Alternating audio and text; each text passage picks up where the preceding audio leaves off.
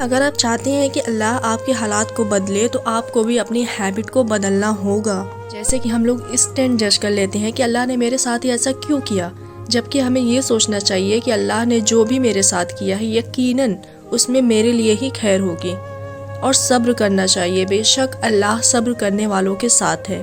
تھوڑی سی بھی اگر مشکلیں آتی ہے تو ہم اللہ سے سوال کرتے ہیں کہ یا اللہ میں ہی کیوں۔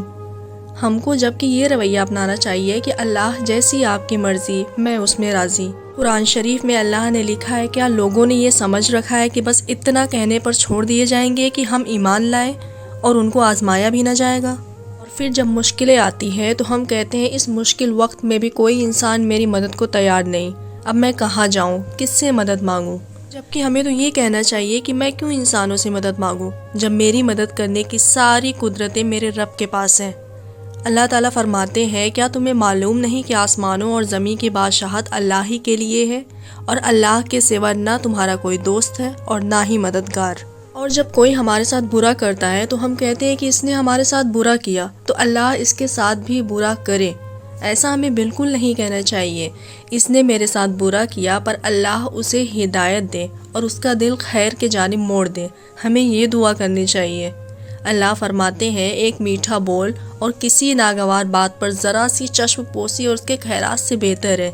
کسی کے پیچھے دکھ ہو، اللہ بے نیازی ہے اور بربادی اس کی صفت ہے۔ ہم اللہ سے کچھ مانگتے ہیں، اگر ہم کو وہ نہیں ملتا ہے تو ہم کہتے ہیں کہ اللہ نے مجھے وہ نہیں دیا جو میں چاہتا تھا۔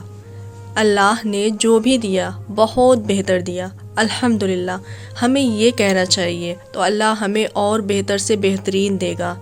اللہ تعالیٰ فرماتے ہیں، جب تمہارے پروردگار نے تمہیں آگاہ کر دیا ہے کہ اگر تم شکر گزاری کرو گے تو بے شک میں تمہیں زیادہ دوں گا، اور اگر تم ناشکری کرو گے تو یقیناً میرا عذاب بہت ہی سخت ہے۔ ہمیں اللہ پر توکل کرنا ہے، آنکھ بند کر کر بھروسہ کرنا ہے۔ اللہ کے سوا کوئی ہمارا مددگار نہیں ہے۔ جب بھی ہم دعا اللہ سے مانگے تو کبھی یہ نہ سوچے کہ اللہ میری دعائیں تو ناممکن ہے، یہ کیسے پوری ہوں گی۔ اللہ بہت بڑے ہیں، میرا اللہ ہر چیز پر قادر ہے، اس لیے میری دعائیں ادھوری رہ ہی نہیں سکتی۔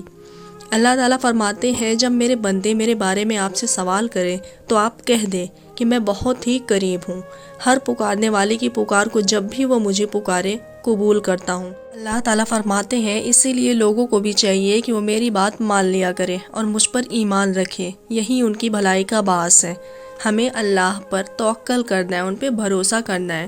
Indeed, Allah is most exalted, might, wise and knowing.